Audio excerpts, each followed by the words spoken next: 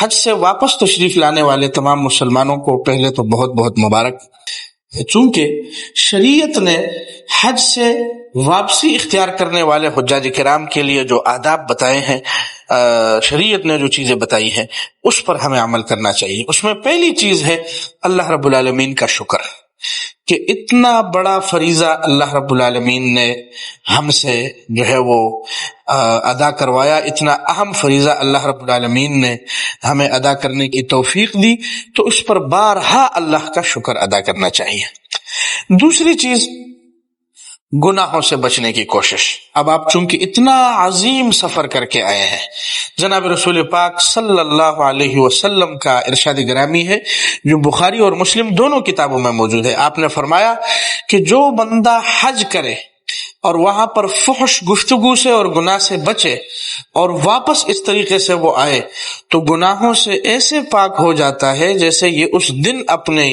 ماں سے پیدا ہوا۔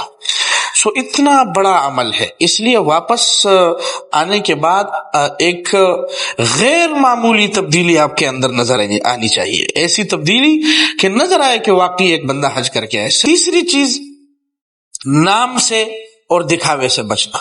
وہ ہمارے ہاں ایک لطیفہ مشہور ہے نا کہ ایک شخص حج کرنے گیا اور واپس آیا تو دکاندار کے پاس گیا اور اس کو کہا کہ میرا کھاتا کھول دو۔ جب اس نے کھاتا کھولا تو کہا کہ میرے نام سے پہلے حاجی لکھ لو۔ سو یہ والی نیت ہمارے اندر نہیں ہونی چاہیے کہ حاجی کہلوانے کے لیے ہم حج کریں، لوگوں کو دکھانے کے لیے حج کریں کہ جی میں بھی حج کر کے آیا ہوں۔ نہیں، اللہ کی رضا مقصود ہو، دکھاوا مقصود نہ ہو۔ اس کے بعد آداب میں یہ بھی ہے کہ بندہ جیسے ہی گھر پہنچ جائے تو سب سے پہلے 2 رکعت نفل ادا کرے، یہ حج کے آداب میں شامل ہے۔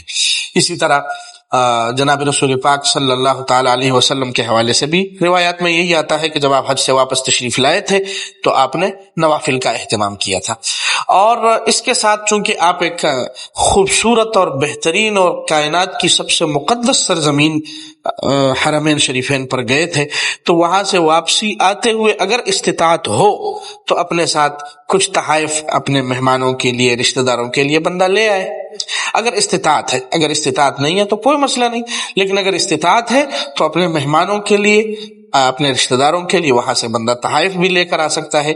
اس ترتیب سے جب ہم حج کریں گے اور ان ہدایات پر عمل کریں گے تو یہ ہمارے لیے بہت بہتر ہوگا۔ اللہ تعالی ہمیں عمل کرنے کی توفیق عطا فرمائے اور تمام حجاج کرام کے حج کو اور ان کے اس سفر کو قبول فرمائے۔